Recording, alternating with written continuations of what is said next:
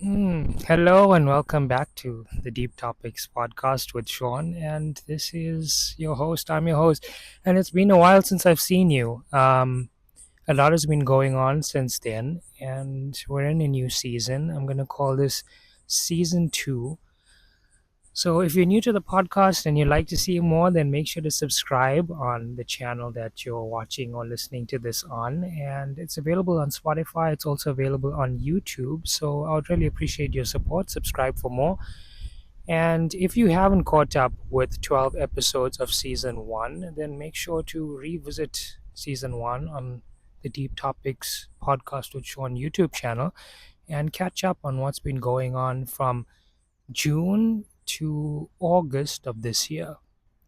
So, for those that are new, I'm Shaun and I'm currently living in Cape Town. And this podcast is about sharing insights and reflections on thriving in uncertainty, which is what I've been calling it throughout this entire time. But more so, it's a personal reflection of events that have been going on and insights and learnings that I can share with you, or that I could think you could take something useful or insightful from. So, if you haven't caught up with season one already, then let me give you a recap on what's been going on up until the point we're at now. Okay, so in October of 2023, I moved into my dream apartment in Claremont, and I was really so grateful that I got to live in my dream apartment. And I had a view from the sixth floor of this intersection on Main Road, and it really was a period where I felt like I needed to be rehabilitated back to life. And I remember talking to the landlady, Lindy, at the time, and I remember sharing with her, you know what? Yeah, sorry. I was, moving out of a space in I was moving out of living with this really terrible woman in Sunningdale, and I remember in September of 2023 renting a room in this lady's house in Sunningdale, and she was so controlling from the first few days that I kind of recognized that that is not the place for me. So I was looking for a new place to go, and fortunately I came across my dream apartment, and I remember moving in. So I needed love, and I needed space, and I needed clarity, and I needed peace. And my dream apartment in Claremont delivered all of those things, even throughout that very weird job in that very weird company. All throughout that time, from October all the way to May, until I left that job and that company, that very weird company, I still had the context of my dream apartment to give me the safety, stability, and comfort that I was looking for. So in May, in May I left that very weird job and that very weird company, and then I recognized at the time that I wasn't actually living. I was in my dream apartment, but I wasn't actually living. I was kind of too much focused and preoccupied with the volatility and drama of that company that I never really felt like I enjoyed my apartment. Like, I was living there, but I was taking it for granted because I didn't really see anything. I was living there, but I wasn't really seeing it, and I wasn't really taking it in, and I wasn't really appreciating truly that I was living in my dream apartment. So when I left that job, I had enough savings to be able to live comfortably. And that's the time that I recognized that I needed to take time to really let all of this absorb, let all of this get in, and yeah, let me take it all in. Let me take it all in, and let me truly appreciate that I'm living in my dream apartment. So I started season one of the podcast during that time, and there are 12 episodes covering June, July, and August, and that was a time for me to release all of the weird build up from just some really fucked up experiences at that job and that company, but also coming to grips with that, what was my like family dynamics that never really served me. And one thing that I recognized from that entire discussion, which you'll see when you watch season 1, is that my family never really accepted or embraced me.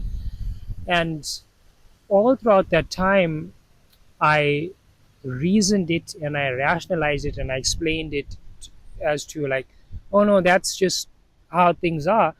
But truly, I was and continue to be seen as like someone who's othered in that family, and to be treated like a generational scapegoat, which there's an episode for that. Go check it out, where each generation in my family had a scapegoat where they dumped all the shame, problems, and challenges onto, and saw those things as part of the person's character and as necessary and normal for that person. In my grandmother's generation, it was her, and my mom's generation, it was her, and in my generation, it was me. But then, while I was living in my dream apartment, and I was like reflecting and like being very introspective about all of these things, one thing that came to mind for me was that I no longer want to accept. Having that family role requires you to accept it, but I no longer want to accept that. I never really wanted to have that identity in the first place. And so it was, I was unconscious about it throughout that entire time, and only became conscious about it once I started, like learning all of these things about psychology and mindset and so on, that showed me, wait, I was stuck in a family role. And that's why some weird things are happening in my life, because I might be unconsciously like entering those types of situations um, to align with that specific family role. So when I recognize that, and then I remember, just like a lot of memories coming through at the time about how I was treated that way. And I recognize I don't want that. And if I don't want that, and if I was truly not seen, recognized, acknowledged, or valued by my family members, then maybe I must let go. And that's what I did. And I don't have any regrets. I don't have any regrets, and I truly believe that my life is better now. And I, even though I continue to face challenges like every other person, I don't have the challenges of having to align with people's problematic ideas of who I am and who I should be. That happened, and then my savings ran out at the end of August. Like, dream apartment is not cheap, so I had to leave my dream apartment. And I recognize that I'm looking for a new place to live. And before I lived in Sunningdale in September of 2023, I lived in Delft, and in Delft my rent was 1.2. So the option for me when I'm leaving my dream apartment is like, do I go to the Cape Flats or to the northern suburbs where I pay low rent, but then I'm far away from everything, and I don't really feel like I'm in the space that I love, which is in the southern suburbs? Or do I continue to stay in the southern suburbs, pay a relatively higher amount of rent, and then try to make it work? So I found this room in this old white man's compound, which not ideal, but ideal because it's in the southern suburbs, and it gives me, one thing that I looked at. Many things are not ideal there, but one thing that I looked at when I went into that space was that, like, are these walls thick enough for this room to offer me a relatively decent amount of soundproofing compared to my bathroom in the Claremont apartment? Because when I was meditating in that bathroom, one of the challenges that I faced was that I could still hear the traffic through that intersection, and I could also hear the pipes vibrating in the wall. And those two things diminish the effectiveness of my meditation and the extent to which I could achieve that depth. So in this new place, even though it was definitely like had potential and it needed someone to like change things up, I recognized that, what, this one thing, the walls have wooden panels on them, and when I knock on these walls, I kind of understand that it gives me a relatively decent amount of soundproofing. than that space. So it works in my favor because it allows me for deeper meditation. But that room had a relatively good amount of darkness. Like even in the daytime, there's no window to the outside world, sadly, unfortunately. But it had a good amount of darkness to the extent that if I meditated, I could get that depth both from the silence and the darkness. And so I decided to take it. So I moved to Kenilworth to live in the old white man's compound in September of 2023, and I've been living in that space from then until now, and it is now November.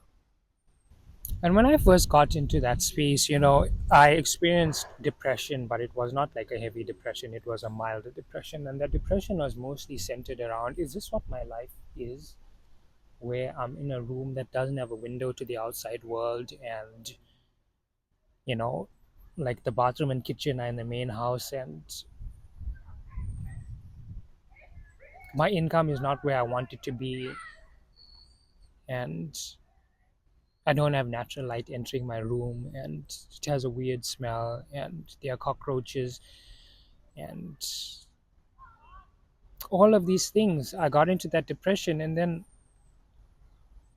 it was, when I get into if there's a depressive mindset, which it does happen sometimes, then all of the experiences become clouded by it. So the food is not tasting the same way anymore, and the air has a certain smell to it, and my general life feeling is like chaos. It feels like sad and dirty, and that's what it was feeling like at the time. It took me a bit of time to come out of it, that, like, teaching English online with a specific platform, it was not giving me the income that I was looking for. And when I was living in my dream apartment, I was kind of like expecting that the income from what I saw at the time was going to be a certain way, and then I realized that it actually wasn't. It wasn't. And so, with that platform, it's not like you're like one of thousands of teachers, and people have make various decisions about whether to choose you. So it's not one of those things where I had control over who is clicking on my profile and booking my lessons. So I wasn't really getting the level of income that allowed me to be comfortable. So at the end of September, well, at the end of August, actually, before I left my dream apartment in Claremont, I was doing applications for what I thought was the next step in my income and career journey. So I was looking for like remote work applications that paid in US dollars, specifically in coaching. And I found that many of the US applications require US visa or authorization to work in the United States, even though it's remote work jobs. So I wasn't qualifying for many of those. I didn't know at the time, even though I was sending those applications. Then throughout September, I started to send more and more applications, and I started to become more open to jobs in the Claremont Kenilworth environment that weren't remote and weren't paying in dollars. Because I started to reflect on, like, as much as I have this desire for freedom and travel, I also have this desire to, like, live here and to appreciate this and to, like, truly, value this space. Is showing me that it's good for me. Southern suburbs, Cape Town, is showing me that it's good for me and that I can be my best self here. So what if I did change my expectation of what I was looking for into one that allowed me to maybe be in this area? So I applied for waitering jobs, and I applied for analyst jobs, and I applied for marketing jobs, content creation, all of these types of things, and I never got any of those jobs because they're quite competitive. It's okay if people are better than me, I'm okay with that.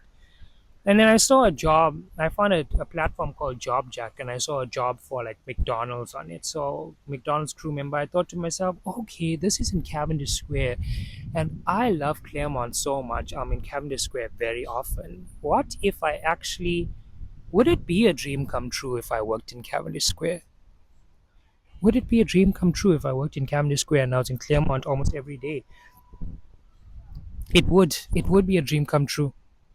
And so, me reflecting on my dream so far, living in the southern suburbs, which I made that happen with Kenilworth, even though it's not ideal overall, but it has a balance of good and not so good things. One of the greatest things about Kenilworth is that it facilitates deeper meditation. One of the not so good things about Kenilworth is that my room doesn't have natural light and a window. Um, Second thing, southern suburbs is where I feel that I can be myself, and so to Claremont, furthermore, is where I feel like I feel most alive in Claremont. Cavendish Square is a space that I visit quite often, so to be able to work in Cavendish Square is a dream come true. So I applied for that job, McDonald's, and I got an interview.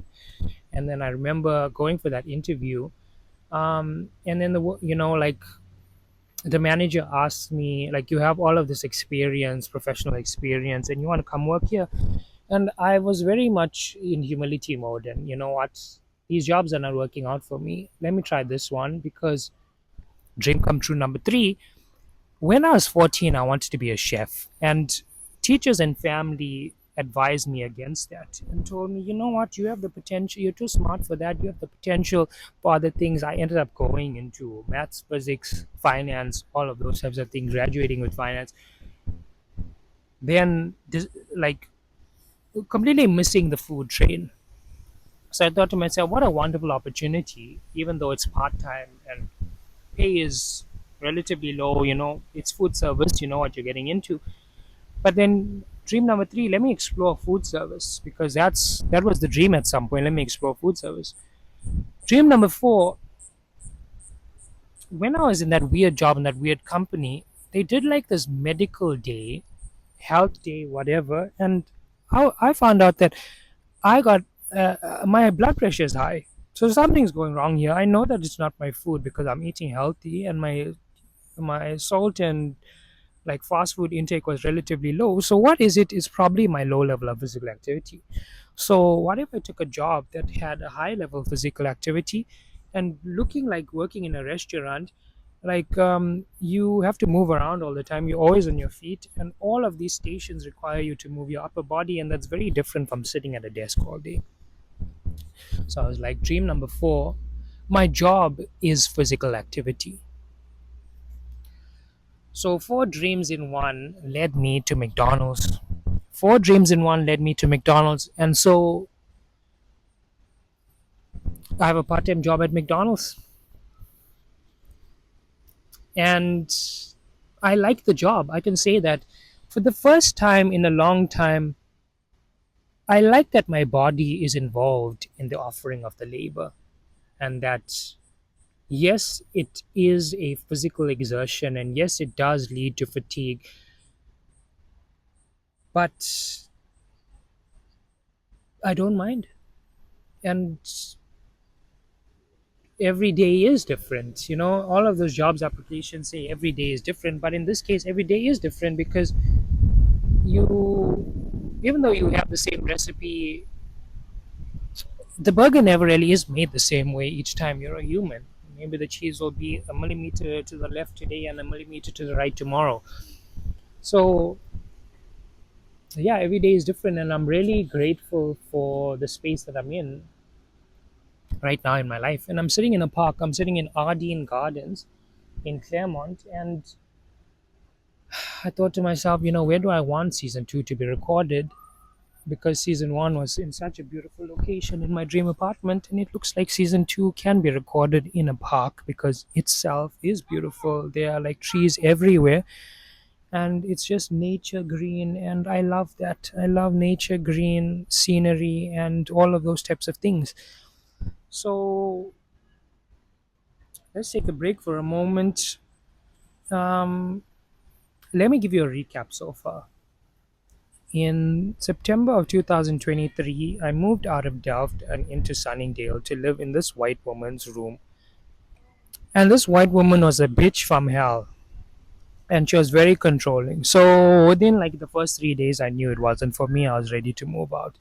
I went through I went through all of the rental applications in Claremont, and I found you know what, I thought about, where would it be a dream to live? It would be Claremont. And I found the apartment on the sixth floor in Marlborough Park. And I applied for it. And when I met Lindy, immediately she started speaking to me like I was the new tenant. And I felt connected with her. And then I realized she was on the same spiritual wave vibration as me. And that's why we're connecting. So I moved into my dream apartment, but I was also working a weird job in a weird company. From October of 2023 to May of 2024, I was working that weird job in that weird company, and I left that job after I recognized that this job was not just mentally and emotionally detrimental to my health, mental health, physical health, but also it was like fucking up my life, and I'm not here for that. So I left that job and I used my savings to continue to live in my dream apartment, because up until that point, I was not experiencing my dreams. I was just too much absorbed in the drama, politics, and volatility of that organization. So from the end of May to August, I was living in my dream apartment, living off my savings and living my dream life. And I was really taking in, I'm living in my dream apartment. I did season one of the Deep Topics podcast during that time. So if you haven't seen it already, go catch up on those episodes. I also recognized during that time that my family was not really good to me at all. They were not good to me. What they think is love and what I think is love is very different. And I had to come to grips with that. And they also tried to put me into a scapegoating role, which, if you're familiar with psychology, you know that scapegoating is something that toxic families do. I recognize that I don't want to align with that role anymore. I need to break away from this, because it is also fucking up my life, because it is making me unconsciously enter situations that align with that. So yeah, I spoke about that on the podcast, and I was really unloading all of my traumas, burdens, and so on, because for me that was the healing that I needed to share my story with the world. And it led to the family. It led to me separating myself with the family.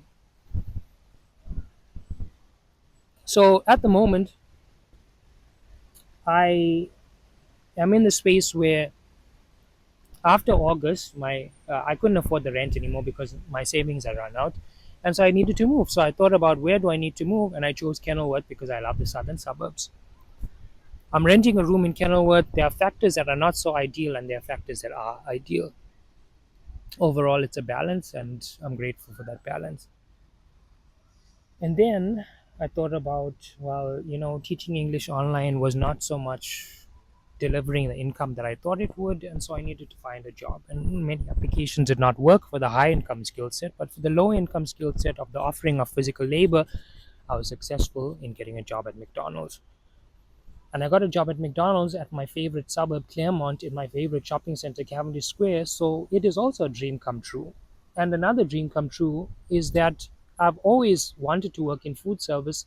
I just never had the courage to do it because I was following the numeric and analytical path.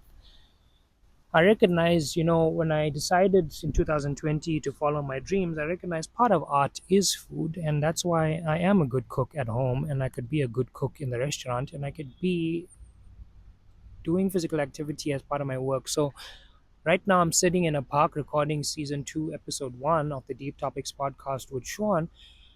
But I also have a part-time job at McDonald's, and I'm living in the southern suburbs, and I'm making it work. I'm making it work. Things are not really a dream level status, but they are close to dream level status. And the only thing that could be better is the income. The income could be better. But it's a journey, right? It's a journey.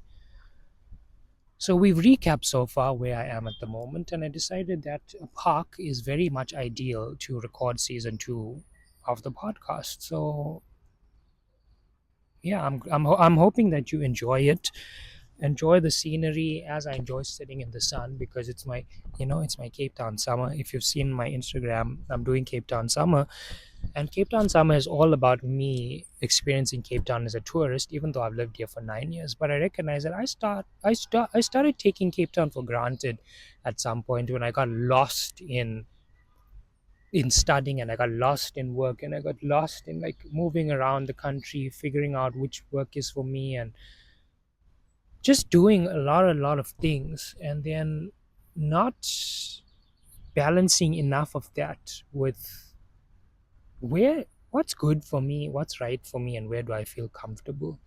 Because there's a part of feeling comfortable that's not ideal, and then there's a part of feeling comfortable that's very necessary for groundedness and stability. And so, as I say that, let me take my shoes off and enjoy the grass. They say grounding is part of like rejuvenating your body's electricity battery. Hello, B, are you alive? Oh no, you're not alive. Okay, I'm sorry. So let me enjoy the grass. Okay, where to from now? Well, TikTok is going well. I started to.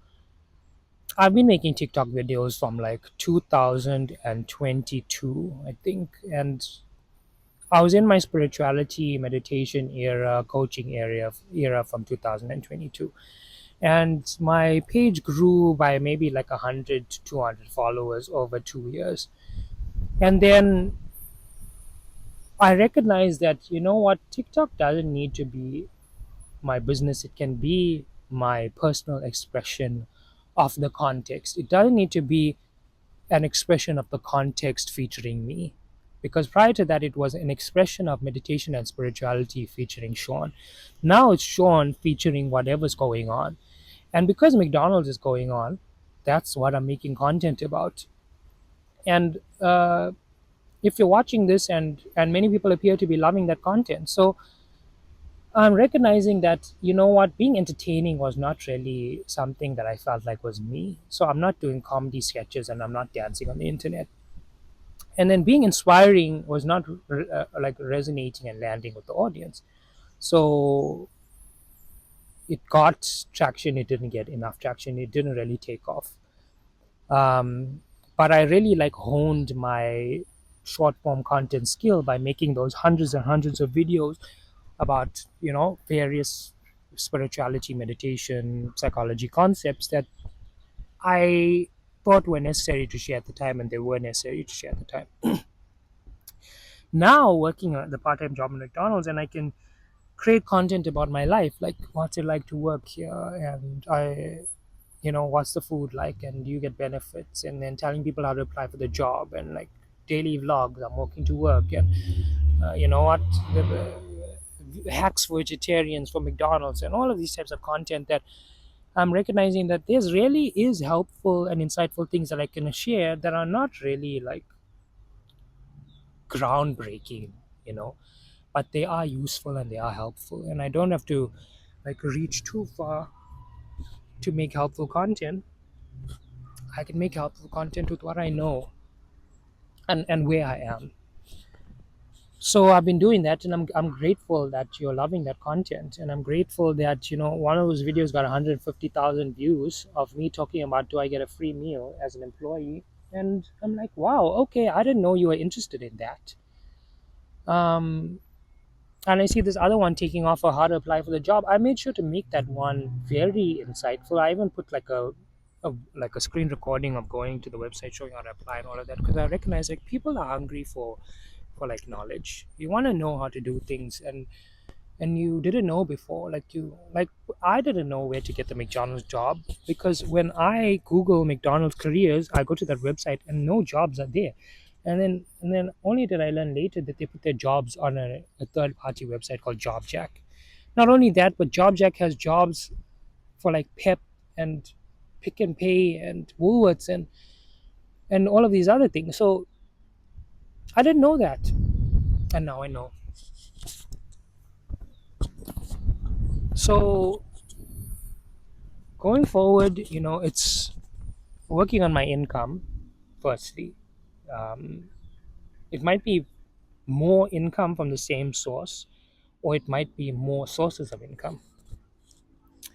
And um, meditating, my meditation is showing benefits. Like I've been meditating from 2019, 19, 20, 21, 22, 23. And having meditated for 6 years, it really shows, just how serious I'm taking the journey. And because what I've realized from all of this spirituality is that the only purpose, okay, we grew up in a society thinking that the events of life are the priority.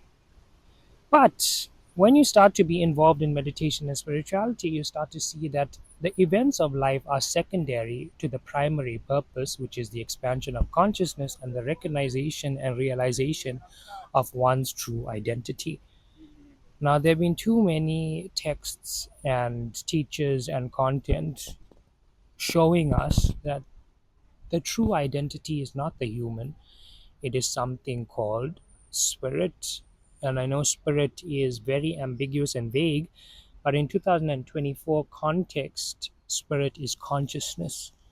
And consciousness is simply, we have awareness, we have perception, we have vision, we have discernment, we have all of these things. But consciousness is the first fundamental principle of that the lights are on in the first place. So, what would our experience be like if we did not feel limited to a body, if we did not feel limited to a mind, and you practice that type of way of seeing in a meditation? Because in a meditation, your body and your mind slow down, and it becomes evident that you're something greater, and you actually have that experience and you actually feel it. You experience it for yourself. It's not an intellectual, it starts off being an intellectual concept and then it starts being an experiential reality, but it's one of those things that needs to be exercised. You develop in your awareness as you exercise, seeing that way repeatedly, and it does not happen overnight. It does take years, and I've been doing it for 6 years, and I'll probably be doing it for the rest of my life. And the thing about that is that it exponentially increases in potency. So you don't expect to see results for your meditation every day. Like maybe you won't see results for a long time, and then suddenly in one day, all the results hit you. It's like that. Um, yeah, so it's a journey and it's an investment. And that's my Kenilworth room helps me with silence and darkness. And I also learned that like I can I can't meditate on the floor because sometimes there are cockroaches. So on a chair, if I put a blanket, I can do the cross-legged Padmasana Padmasana position and have it be comfortable. And the one thing that I wasn't able to do on the floor was putting the heel on the like in the space under the body, like putting pressure on that space with the heel. I wasn't able to do that while sitting on the floor, and I am able to do that now. And I've been seeing from some of the teachings that that's a necessary part of blocking the bottom of the central channel, because you want to keep the energy inside the body. Okay, I'm getting a bit deep now for the general audience, but to summarize, part of my meditation practice at the moment is becoming comfortable with the body, having a large amount of energy and what that feels like. And it is a journey, it is a journey. Um, Other than that, are you alive, B? No, B is not alive. Um, Other than that, I'm yet to decide whether I'll make season two weekly or bi weekly. I think weekly is necessary, but I'm not sure if I'll have enough life experience for weekly. Um, but yeah, I'll keep that in mind. And then my art is going well. Visit my art shop, which is paystack.shop/art-off-Shaun, and buy any of my drawings that you like. There was a emerging artist program that came up recently, where there was a workshop held in Woodstock. And I did not have any cash to Uber there. So I thought I'm going to wake up and I'm going to walk from Kenilworth to Woodstock. By the time I was in Rosebank, I recognized that I've walked like 4.8 kilometers and I'm going to be late to this thing maybe by over an hour. So I decided, you know what, the exertion to walk there and be late, it's not worth it. I'll skip this exhibition and I'll apply next year. Then I see on that WhatsApp group that people are showing up 3 hours late, and I was like, oh God, maybe I should have pushed myself. If I knew that the starting time didn't matter to the point that people are 3 hours late, it would have made a difference for me to know that, but I didn't know that at the time, and so I didn't go. So I missed out on that opportunity to exhibit. But you know what? I'm still drawing. Like I'm currently drawing Claremont Congregational Church, um, and I have to like go back and draw the leaves on those trees behind the church. But yeah, I'm drawing that, and I've uploaded a bunch of drawings on my website, and I'm yet to put the prints options because sometimes people don't want to buy the drawing itself. They want to buy a print of it for a relatively more affordable cost for their budget. So I'm going to put the print options up there for you as well. And what else? Okay, so I spoke about reorienting what my dream life looks like. And I remain in the southern suburbs and I'm working a part time job in food service at McDonald's. And my meditation continues to develop.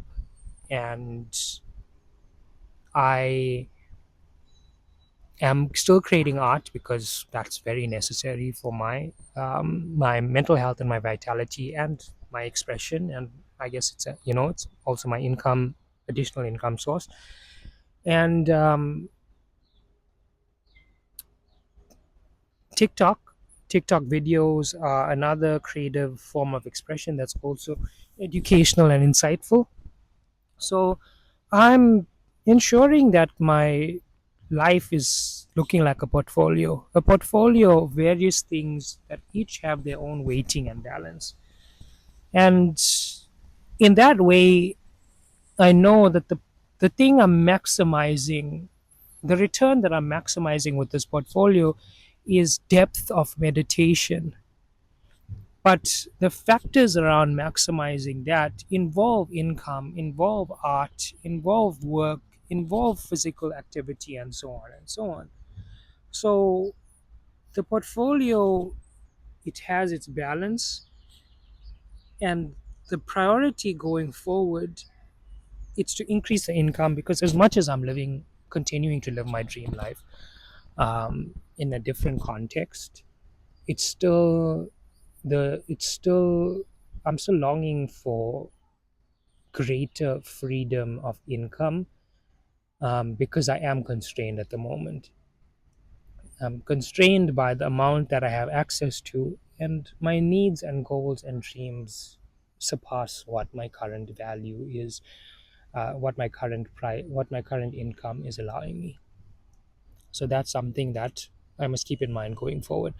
And it's my Cape Town summer, so I'm sitting in the sun and I'm enjoying Cape Town, and I'm making sure to take it all in and to be grateful. Acknowledge what you have, not what you don't have. Appreciate what you have, and allow what needs to come next. And that's like a prayer from this guy on social media, Bashar, who channels a collective consciousness, something, something. So I follow that prayer and I recognize that gratitude, the universe gives you more of what you have. It does not give you more of what you don't have. And that's why if you want more of something, you need to be in a I need to be, if I want more of something, I need to be in a state of consciousness of gratitude for the amount that I do have already. And that is the door for more. The door for more is gratitude. It seems counterintuitive when you think of it rationally, but you must not think about it rationally. Like Osho has this quote that says, "Be realistic, expect a miracle," and I'm starting to also practice that. Like my mind has no fucking idea about what is possible in reality because it is limited. And from what we've seen happen throughout human history, some weird, strange, and wonderful things can happen. And we really don't have any idea about what's going on here. So I keep that in mind. Be realistic, expect a miracle. And I want to thank you for watching because, Deep Topics with Shaun Podcast has 81 subscribers so far. And I think that, the season one was the practice for me of seeing how to create long form content. And the past few years, from like 2022 up until now, was me practicing, running a business. It was a coaching business and creating the content, whether it's static content, copywriting, long form, short form, so on and so on, doing social media advertising campaigns and all of these types of things, lead generation and, video editing and graphic design and all of these things. And now that I'm seeing that not just I'm relatively competent in this in an above average sense that I can make it consistent and it doesn't have to take too much time. That's important because if it takes too much time, then it reduces the amount of attention that I have to maintain the balance in that portfolio that I spoke about earlier. So when I go home, I guess today is an art day. So, like, record and upload this podcast with a new thumbnail, title, description, so on. Upload it on Spotify, and then put out the promotional image, and then edit my TikTok for today, which is like follow me as I record my podcast, and maybe create prints for Art of Shaun shop, and yeah, see what other creative things need to be done today. Also have to go buy some groceries, like yeah, buy some groceries, and always make sure that you're living.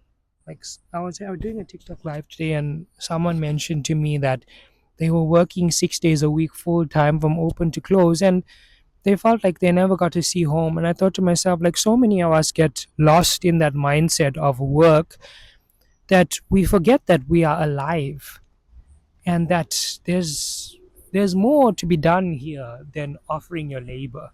Offering your labor is meant to sustain your lifestyle. It's not meant to be the thing that you are doing all day every day. Like, don't forget that you're alive and that you have to live. You don't want to reflect on your life and realize you never did any living. Because I have come across some people that look like they have not been living at all, and I don't want to say anything because it's not my place. But if I ever do get the opportunity, I might just mention it, like in a subtle way. So I hope that you're living. I hope that you're taking time to live, and I hope that you're looking at your life as an overall balance, the way I am. I've shared a framework for you, the portfolio framework. What return do you want to maximize, and what are the factors towards maximizing that? And knowing that your portfolio has a balance of things. So, what is your balance looking like? And in addition to that, yeah, I want to thank you for watching. And, I'm getting my grounding, getting my electrons from the earth into my body, reducing inflammation. Do barefoot on grass or soil sometime, and don't feel uncomfortable or dirty about it because, some of us who grew up in super insecure households were made to feel bad for touching the ground. But we know now that it's the body is like an energy source and it needs its replenishing, and part of that is sunlight, and part of that is your feet touching the ground. If you like this podcast and you want to see more, make sure to subscribe to this channel or make sure to subscribe on Spotify or YouTube and like this video. Leave a comment down below letting me know what you think. If there's anything in this episode that resonated you, let me know down below. And if there's anything you want me to talk about in subsequent episodes, also let me know. And I want to thank you again for watching. This is episode 1 of season 2 of the Deep Topics podcast. We're in November of 2024, and it's my Cape Town summer. And I'm so glad and grateful that you've joined. And I'll see you again next week or maybe in 2 weeks' time. I'm yet to decide how frequently I want to do season 2, but I know that season 2 is going to be 18 episodes. Season 1 was 12 episodes, but season 2 will be 18 episodes. I'm yet to decide also whether I'll break that up into 9. Other than that, I want to wish you a wonderful day. Thank you for watching or listening. Take care and goodbye. This is Shaun. Bye, everyone.